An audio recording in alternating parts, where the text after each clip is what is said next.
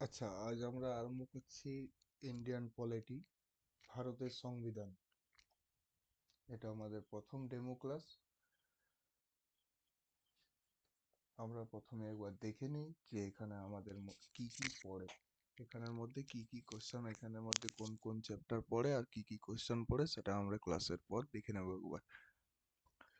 Chapter যেগুলো আছে সেগুলো হলো কনস্টিটিউয়েন্ট অ্যাসেম্বলি, প্রথম গণপরিষদ, যেটা আজ আমরা পড়বো, গণপরিষদ। তারপরে পড়ে তফসিল অংশ এবং সংবিধানের উৎস। সংবিধানের উৎস বলতে কোথায় প্রত্যেকটা যে আমাদের কনস্টিটিউশনে ফান্ডামেন্টাল রাইট আছে, ডিপিএসপি আছে, সমস্ত যে পর পর পার্ট ওয়াইজ আছে এবং আর্টিকেল আছে, তার কিছু বেশিরভাগটাই আমরা কি করেছি, বাইরের কান্ট্রি থেকে, বাইরের দেশ থেকে আমরা কপি করেছি। বাইরের দেশ থেকে আমরা কপি করেছি, বা এটাকে আমরা বলি borrowed form. Borrowed form borrowed ফর্মে আমরা নিয়ে এসেছি আমাদের দেশে, দেশের কনস্টিটিউশনে।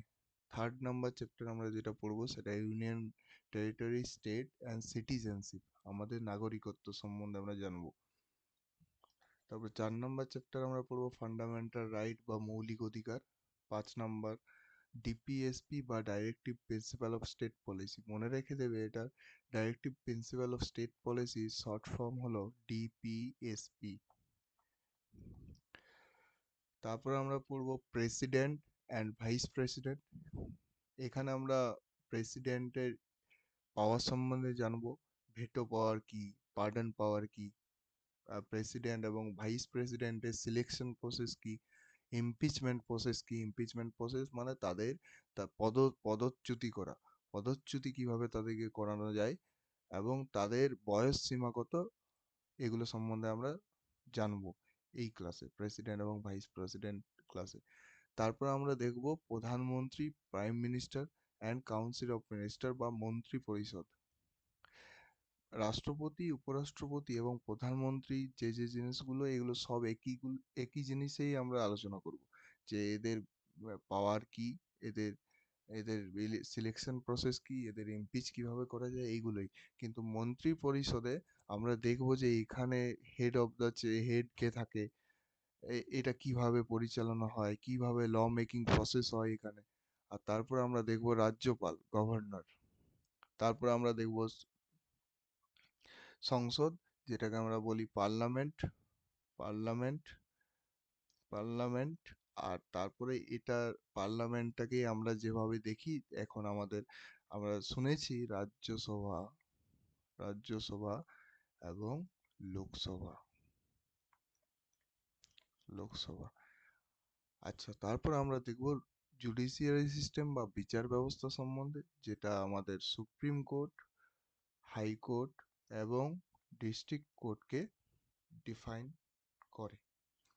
তারপর আমরা দেখব কনস্টিটিউশনাল বডিজ বা সাংবিধানিক সংস্থা, যে সংস্থাগুলো নিজস্ব অধিকার আছে, নিজস্ব মানে সে কারোর ওপর ডিপেন্ডেন্ট না, সম্পূর্ণ ইন্ডিপেন্ডেন্ট।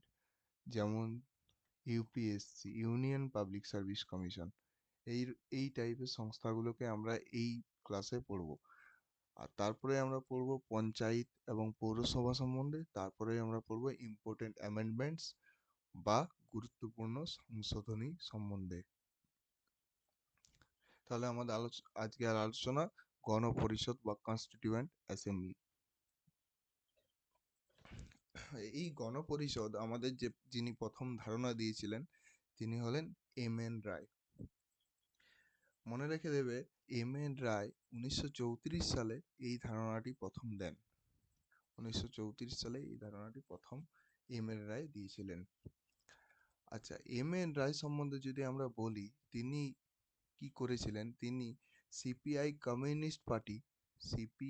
কমিউনিস্ট পার্টিকে তিনি ফাউন্ডার ছিলেন।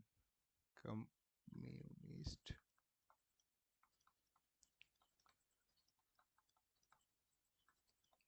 ফাউন্ডার ছিলেন। তিনি এটি কত সালে তৈরি করেছিলেন, এই সালটি যদি পড়ে তখন তোমরা মনে রেখে দেবে এটা 1920। সিপিআই কমিউনিস্ট পার্টি, যেটা আমরা সিপিআই কমিউনিস্ট পার্টি বললাম এখন, সেটা 1920 সালে তিনি তৈরি করেছিলেন। তারপরে আমরা দেখি যে তিনি তো প্রথম বলেন যে আমাদের গণপরিষদ দরকার। এছাড়া কি আর কেউ বলেছিল যে আমাদের গণপরিষদ দরকার? হ্যাঁ, বলেছিল। 1935 সালে 1935 সালে কংগ্রেস, সেই টাইমে যে কংগ্রেস ছিল, সেই টাইমে কংগ্রেস ডিমান্ড করেছিল যে আমাদের গণপরিষদ দরকার। ঠিক আছে? আর একটা জিনিস মনে রেখে দেবে যে 1940 সালে এই আগস্ট প্রস্তাব আসে। আগস্ট প্রস্তাব আগস্ট প্রস্তাব এই আগস্ট প্রস্তাবের মাধ্যমেই আমাদের এই গণপরিষদ মানে গণপরিষদ তৈরি বা তার একটা প্রসেস শুরু হয়। তখন ভাইসরয় ছিল লিনিৎকো। মনে রাখতে হবে, সেই টাইমে ভাইসরয় ছিল লিনলিথগো। মনে থাকবে? আচ্ছা, তারপরে 1946-এ আমরা দেখব যে আমাদের ক্যাবিনেট মিশন প্ল্যান এলো ভারতে। কিন্তু এখানে কি হয়েছিল, এই ক্যাবিনেট মিশনের সদস্য সংখ্যা, এটা খুব ইম্পর্টেন্ট কোশ্চেন পড়ে। সদস্য সংখ্যা ছিল 3 জন। ক্যাবিনেট মিশনের সদস্য সংখ্যা ছিল 3 জন। এটা মোস্ট ইম্পর্টেন্ট কোশ্চেন। ক্যাবিনেট মিশনের সদস্য 3 জন ছিল, যে তাদের মধ্যে প্রধান ছিলেন স্যার পথিক লরেন্স, দ্বিতীয় ছিলেন স্যার স্ট্যাফোর্ড ক্রিপস, এবং 3 নম্বর যিনি ছিলেন তিনি এভি আলেকজান্ডার। স্যার পথিক লরেন্স, এটা নিয়েই কোশ্চেন আছে যে প্রধান পদাধিকারী কে ছিলেন, কোথাকার ক্যাবিনেট মিশনের। আচ্ছা, তারপরে আমরা দেখব গণপরিষদের মোট সদস্য সংখ্যা কজন ছিলেন। প্রথম যে গণপরিষদ হয়েছিল সেটার সদস্য সংখ্যা কজন ছিলেন? 389 জন। আচ্ছা, গণপরিষদ ব্যাপারটা কি একটু বলি তোমাদের। গণপরিষদ গণপরিষদ অনেকগুলো মানুষের সমূহে কোনো একটা পরিষদ বা কোনো একটা মিটিং বা কোনো একটা অ্যাসেম্বলি গঠন করা। এখানে কি কি কাজ হয়? এখানে ল ল মেকিং ল মেকিং যেগুলো কাজ আছে সেগুলো ক্রিয়েট করা হয়। কিভাবে পরে সমস্ত প্রসিডিওর হবে, দেশ কিভাবে চলবে, এই সবগুলো ভাবা হয়। যেমন এখনকার দিনে আমাদের কি পার্লামেন্ট পার্লামেন্ট তার মধ্যে কি থাকে? তার মধ্যে থাকে লোকসভা আর রাজ্যসভা। তাহলে এই লোকসভা আর রাজ্যসভার কাজ কি?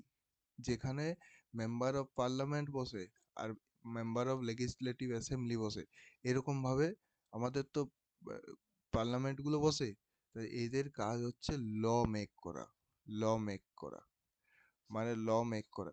তাহলে এই যে এতগুলো মানুষ, তাদের সমূহে যে পরবর্তী দেশের জন্য কিভাবে কোন জিনিসটা করলে ভালো হয়, সেই সমস্ত কিছু ডিসিশন নেওয়া হচ্ছে পরিষদের কাজ।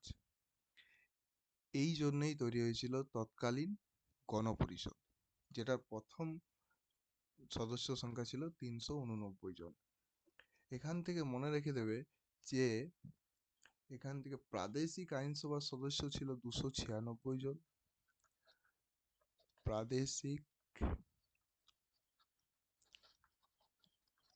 আইনসভার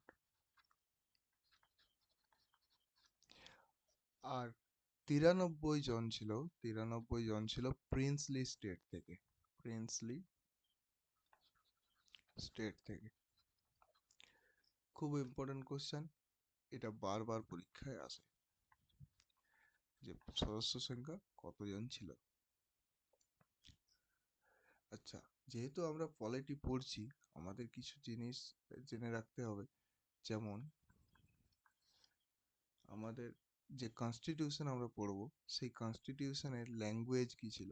ল্যাঙ্গুয়েজ অফ দ্য কনস্টিটিউশন, এটা মনে রাখতে হবে আমাদের, ইম্পর্টেন্ট কোশ্চেন। প্রথম ল্যাঙ্গুয়েজ অফ দ্য কনস্টিটিউশন ছিল ইংলিশ। পরে সেটা হিন্দিতে ট্রান্সলেট করা হয়েছে, কিন্তু প্রথম ছিল ইংলিশ। আচ্ছা, সিম্বল চিহ্ন চিহ্ন অফ দ্য কনস্টিটিউশন কি ছিল? এটা হচ্ছে এলিফ্যান্ট বা হাতি।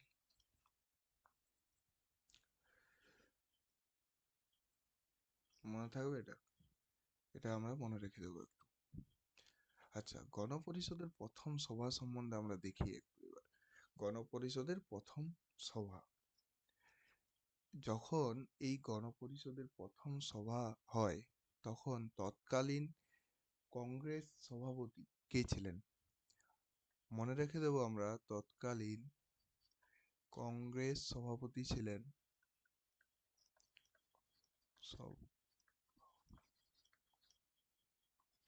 জে.ভি. কৃপালিনী। জে.ভি. কৃপালিনী ছিলেন। আচ্ছা, প্রথম যে সভাটা হয়েছিল সেটা 1946 সালের 9ই ডিসেম্বর হয়েছিল। কোথায় হয়েছিল? এটা আমাদের কোশ্চেন পড়ে, কোথায় হয়েছিল?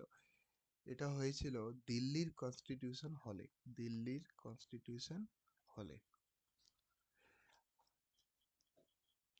9ই ডিসেম্বর 1946 আমাদের ফার্স্ট সেশন হয়, মানে প্রথম সভা হয়, যেখানে আমাদের সভাপতি হিসাবে অস্থায়ী, মনে রেখে দেবো আমরা, অস্থায়ী সভাপতি হিসাবে আমরা কাকে পাই? সচিদানন্দ সিনহাকে। সচিদানন্দ সিনহাকে। আচ্ছা, এটা ছিল আমাদের ফার্স্ট সেশন। মনে রেখে দেবে তার দুদিন পরেই 11ই ডিসেম্বর 1946-এ আমাদের সেকেন্ড সেশন হয়, যেখানে আমাদের স্থায়ী সভাপতি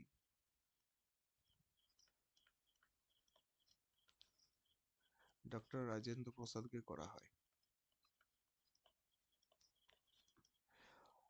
আর এখানে ভাইস প্রেসিডেন্ট করা হয়েছিল এইচ.সি. মুখার্জিকে, হরেন হরেন্দ্র চন্দ্র মুখার্জিকে। আচ্ছা, তাহলে এখানে আমাদের ব্যাপারটা মনে রাখবে, কেন আমি এগুলো একসাথে লিখলাম, কারণ যাতে কনফিউশন না আসে, যে 9 ডিসেম্বর ইনি ছিলেন ফার্স্ট কিন্তু অস্থায়ী, কারণ এনার বয়স ছিল অনেক বেশি, বয়স জ্যেষ্ঠ ছিলেন, তাই এনাকে প্রথম সেশনের সভাপতি হিসেবে রাখা হয়েছিল। 11ই ডিসেম্বর সেকেন্ড সেশনের স্থায়ী সভাপতি আমাদেরকে ডক্টর রাজেন্দ্র প্রসাদকে আমরা করলাম, যেই জন্যে আমরা এনাকে ফার্স্ট প্রেসিডেন্ট অফ ইন্ডিয়া বলি। ফার্স্ট প্রেসিডেন্ট অফ ইন্ডিয়া মনে রেখে দেবো আমরা এই জিনিসগুলো। আমরা দেখি আরো কিছু জিনিস, যে শেষ সেশন আমাদের কত তারিখে আর কত সালে হয়েছিল? 24শে জানুয়ারি 1950-এ আমাদের গণপরিষদের সর্বশেষ অধিবেশন হয়েছিল। আর ভাইস প্রেসিডেন্ট ছিল হরেন্দ্র কুমার মুখোপাধ্যায়, এটা আমি আগের স্লাইডে বললাম তোমাদের। আর প্রথম ছিল প্রেসিডেন্ট ছিল ডক্টর রাজেন্দ্র প্রসাদ। মনে রেখে দেবো আমরা, গণপরিষদের সাংবিধানিক উপদেষ্টা ছিলেন বি.এন. রাও। আর আমাদের এই সংবিধান রচনার সমগ্র সময়কাল ছিল 2 বছর, 11 মাস 18 দিন। এটা আমরা মনে রেখে দেবো। তারপর 1946 সালের 13ই ডিসেম্বর জওহরলাল নেহেরু ভারতীয় সংবিধানের উদ্দেশ্যে একটি সমূহ সংক্রান্ত প্রস্তাব বা অবজেক্টিভ রেজলিউশন উত্থাপন করেছিলেন। এটাই আমরা, এই যে আমরা objective resolution by Jawaharlal Nehru দেখছি, এটাই আমাদের পরে যখন আমরা পড়বো প্রথম chapter of the constitution, preamble বা প্রস্তাবনা। প্রস্তাবনা এই অবজেক্টিভ রেজলিউশনটাই পরে আমাদের কনস্টিটিউশনে প্রিএম্বল হিসেবে গৃহীত হয়েছে। আচ্ছা, আমরা মনে রেখে দেবো যে 13ই ডিসেম্বর তো তিনি উত্থাপন করেছিলেন, কিন্তু সর্বসম্মতভাবে গৃহীত কখন হয়েছিল? 22 জানুয়ারি 1947। 22 জানুয়ারি 1947 এই অবজেক্টিভ রেজলিউশনটি গৃহীত হয়েছিল।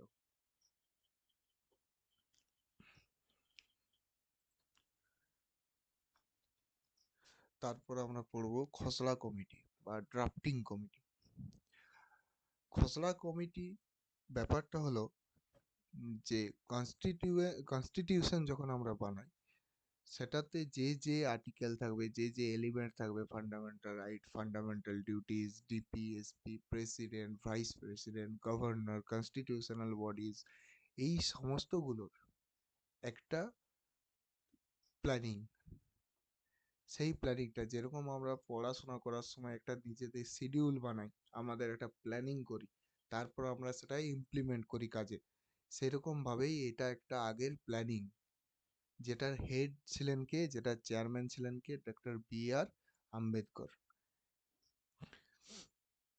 আমাদের মনে রাখতে হবে খসড়া কমিটি কখন গঠন হয়েছিল। খসড়া কমিটি গঠন হয়েছিল 1947 সালের 29 আগস্ট।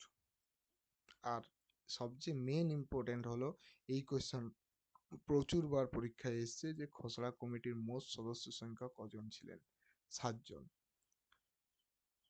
Doctor B R. আম্বেদকর ছিলেন এটা সভাপতি। এই 7 জন ছিলেন ড্রাফটিং কমিটির সদস্য।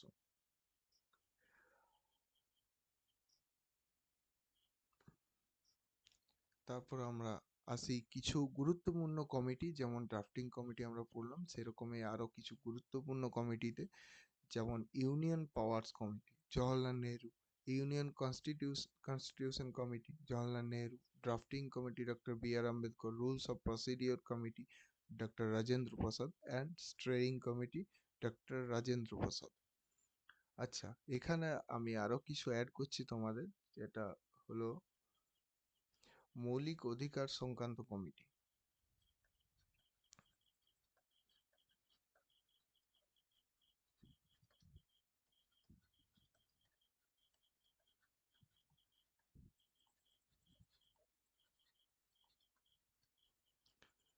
এটা করেছিল বল্লভভাই প্যাটেল।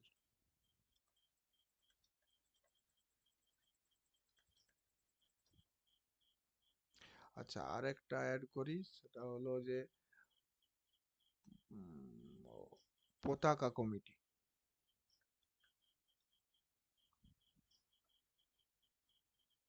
একটা অ্যাড করি, সেটা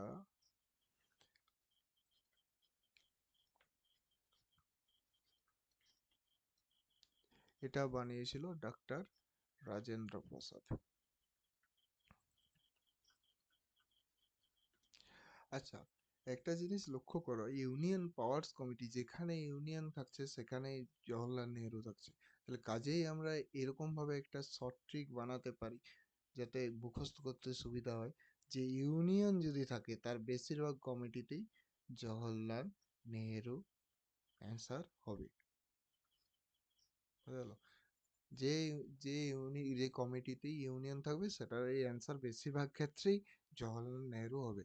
এগুলো হচ্ছে মোটামুটি ইম্পর্টেন্ট কমিটিস। এগুলো ইম্পর্টেন্ট কমিটিস। এর বাইরেও অনেকগুলো কমিটি বিল্ড হয়েছিল, কিন্তু সেগুলো লেস ইম্পর্টেন্ট। এগুলো এগুলো প্রিভিয়াস ইয়ার কোয়েশ্চনে পড়েছে এই কমিটিগুলো।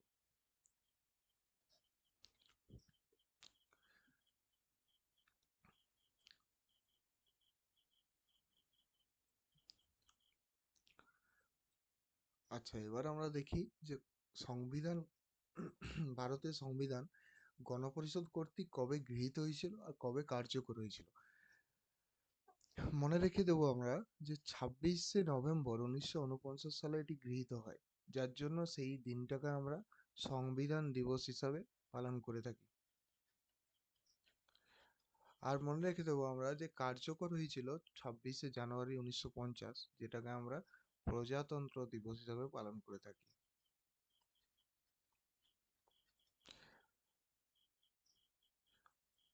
আর প্রথম এই যে কনস্টিটিউশন অফ ইন্ডিয়া, এই যে বইটার ছবি আমরা এই মাত্র দেখছি, এটাই আমাদের প্রথমে পার্ট, শিডিউল এবং আর্টিকেল ছিল।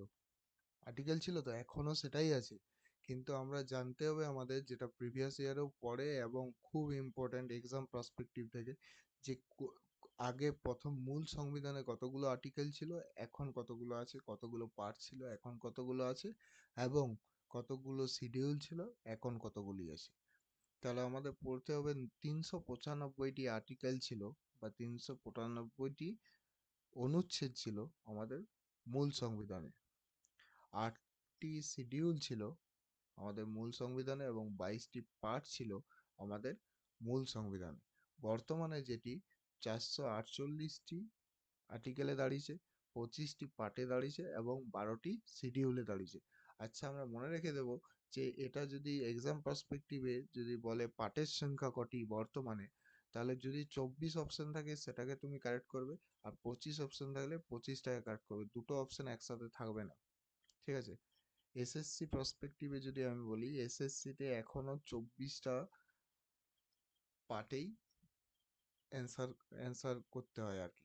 মানে পড়েছি প্রিভিয়াস ইয়ারে যে কয়েকটা SSC MTS probably SSC MTS একটা কোয়েশ্চেনে পড়েছিল যে পার্টের সংখ্যা কটি, সেটির অপশনে শুধু 24 দেওয়া ছিল এবং সেটাই সঠিক অ্যান্সার ছিল।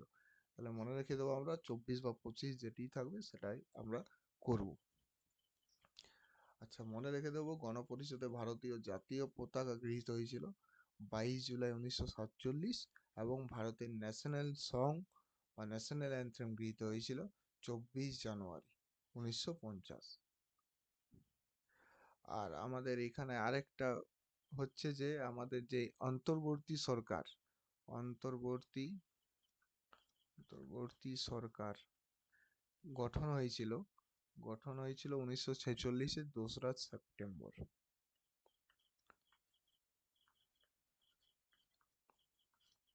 এটা আমরা আমাদের মনে রাখতে হবে। বোঝা গেল?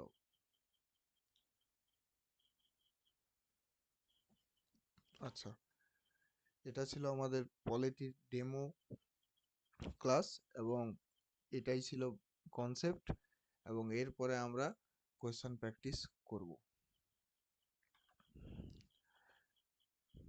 1946 সালে গণপরিষদের প্রথম সভাপতি ছিলেন। Who was the first president of the constituent assembly in 1946? এটা আমাদের ডক্টর রাজেন্দ্র প্রসাদ। আচ্ছা, যেহেতু এখানে স্থায়ী বা অস্থায়ী কোনো কিছু বলা নেই, তাহলে আমাদের কি ধরতে হবে যে এটা স্থায়ী সভাপতি বলা আছে।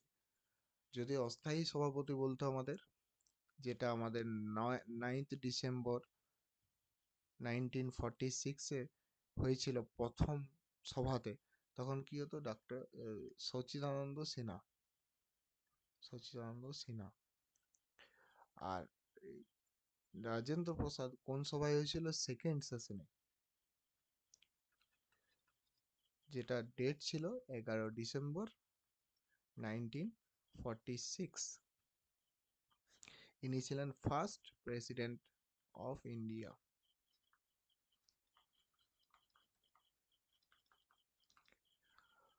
এনার সাথে আমাদের একটা ভাইস প্রেসিডেন্টকেও ইলেক্টেড করা হয়েছিল, যার নাম কি ছিল?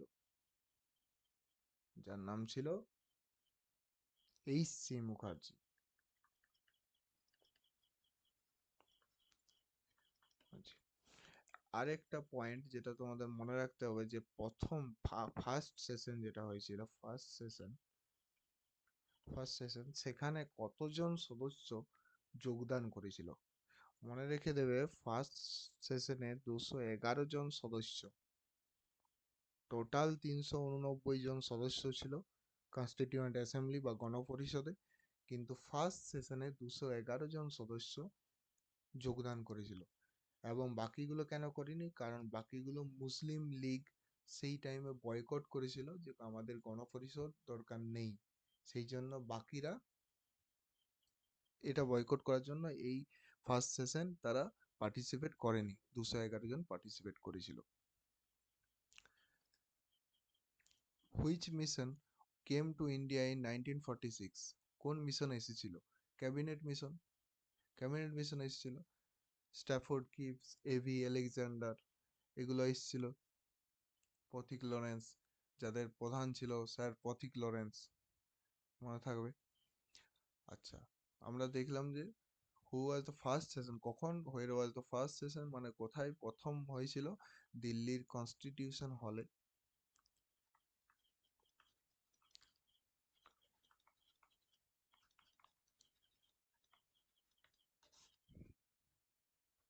হু among the following was the constitutional advisor B N Rao? কে গণপরিষদের সাংবিধানিক উপদেষ্টা ছিলেন? বি এন রাও ছিলেন। সংবিধান কার্যকর হয়, একটা হলো গৃহীত, একটা হলো কার্যকর। গৃহীতটা কত সালে হয়েছিল? 26 নভেম্বর 1949 এটা হয়েছিল গৃহীত। আর 26 জানুয়ারি 1950 যেটা হলো কার্যকর। কার্যকর এটাকে আমরা বলি সংবিধান দিবস, আর আর এটাকে আমরা বলি রিপাবলিক ডে। প্রথম প্রাথমিক সদস্য সংখ্যা কত ছিল গণপরিষদের? প্রাথমিক সদস্য সংখ্যা 389 জন, যার মধ্যে ব্রিটিশ ইন্ডিয়া বা প্রাদেশিক আইনসভা সদস্য 296 আর 93 জন ছিল প্রিন্সলি স্টেট থেকে। 93 জন ছিল। তারপরে কোয়েশ্চেন দেখি আমরা, ভারতীয় সংবিধান প্রণয়নের সময় 1946 সালে গণপরিষদের সাংবিধানিক উপদেষ্টা হিসেবে কাকে নিয়োগ করা হয়েছিল? B N রাওকে।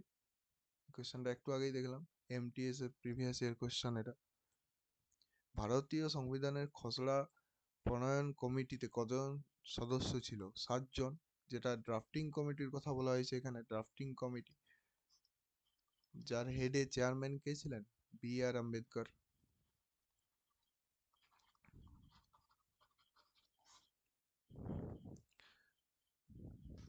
প্রাদেশিক সংবিধান কমিটির সভাপতি কে ছিলেন? Provincial constitution committee. আচ্ছা, এটা মনে রেখে দেবে, এটা ট্রিপল স্টার আমি দিয়ে গেলাম, এটা প্রিভিয়াস এর কোশ্চেন। এটা সর্দার বল্লভভাই প্যাটেল। এটা ওই যেখানে আমি এক গাদা কমিটি লিখলাম না, কমিটি, ওখানে এটা লিখে নেবে সবাই, এটা important. When did the Constituent Assembly adopt the Constitution of India? গণপরিষদ কবে ভারতের সংবিধান গ্রহণ করেছিল? 26 নভেম্বর 1949। এটা একটু আগেই দেখলাম। ভারতীয় সংবিধানের জনক ভীমরাও আম্বেদকর, ডক্টর বি আর আম্বেদকর। নিম্নলিখিতের মধ্যে কে সংবিধান প্রণয়নের জন্য দায়ী গণপরিষদের সদস্য ছিলেন না? আচ্ছা, মহাত্মা গান্ধী হবে অ্যান্সার, কারণ এনারা সবাইকার কন্ট্রিবিউট ছিল প্রথমের দিকে।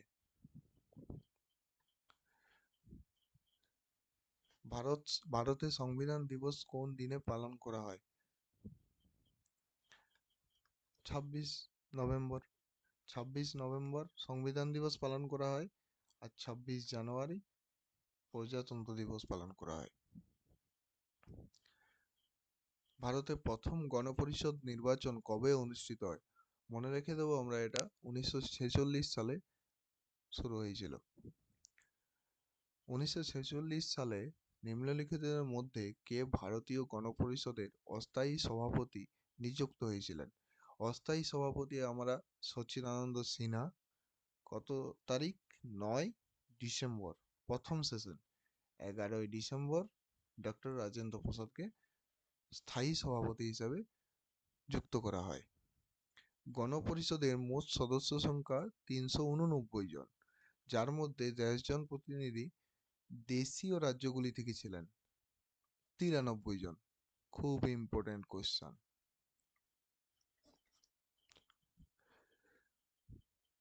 গণপরিষদের সদস্যরা ভারতের সংবিধানে স্বাক্ষর করেন, মনে রেখে দেবো আমরা, 24 জানুয়ারি 1950। 24 জানুয়ারি 1950-এ প্রায় 284 জন সদস্য, 284 জন সদস্য সংবিধানের জন্য স্বাক্ষর করেছিলেন। ভারতের মূল হাতে লেখা বা হ্যান্ড রিটেন যেটা কনস্টিটিউশন অফ ইন্ডিয়ার যে বইটা সেটা হ্যান্ড রিটেন ইন ইংলিশ ক্যালিওগ্রাফ কে করেছিল? প্রেম বিহারী নারায়ণ রায়জাদা। হিন্দি কে করেছিল? বসন্ত কৃষ্ণ বৈদ্য। আর এটাকে সুসজ্জা নকশা এবং শিল্পসজ্জা কে করেছিল? রামমোহর রাম মনোহর সিনহা।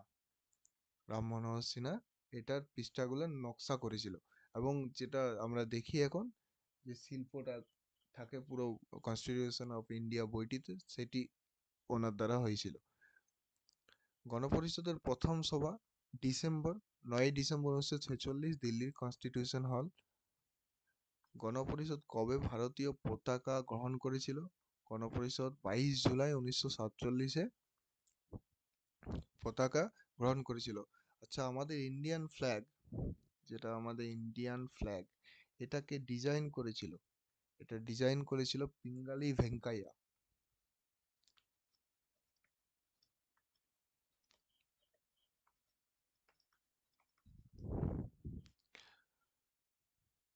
লন্ডন ঘোষণার মাধ্যমে ভারত কোন সালে প্রজাতন্ত্র হিসেবে কমনওয়েলথের সদস্য পদ গ্রহণ করেন?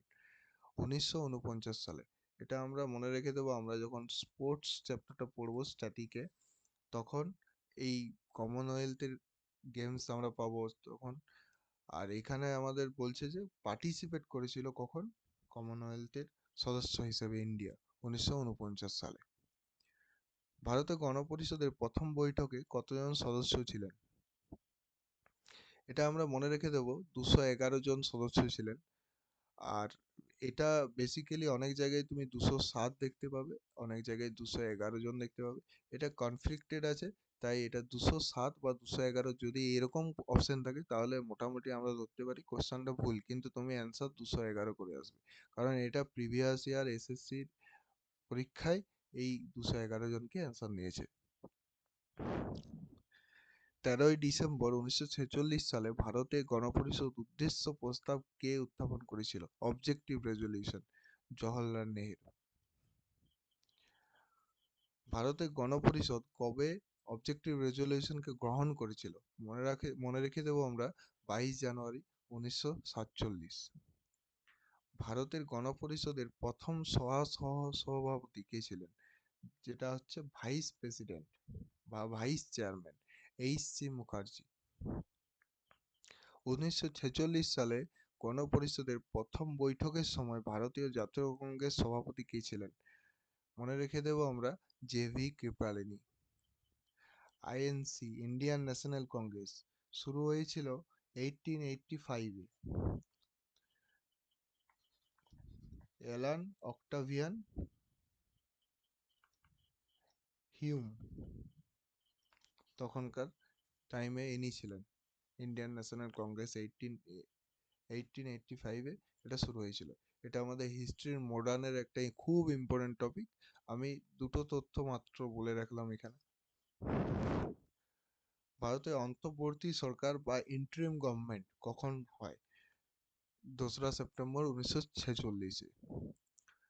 আচ্ছা, আমরা বলে রাখি যে ফাউন্ডেশন ব্যাচ আমাদের শুরু হচ্ছে। এটা ডেমো ক্লাস 1 ছিল, যেটা পলিটির উপর হলো। পরের ক্লাস ডেমো ক্লাস 2, যেটা ম্যাথমেটিক্স হবে, রেশিও অ্যান্ড প্রপোর্শন চ্যাপ্টারের মধ্যে। তারপর আমাদের ভর্তির প্রক্রিয়া শুরু হবে। আচ্ছা, সবাই পড়াশোনা করো ভালো করে। Thank you.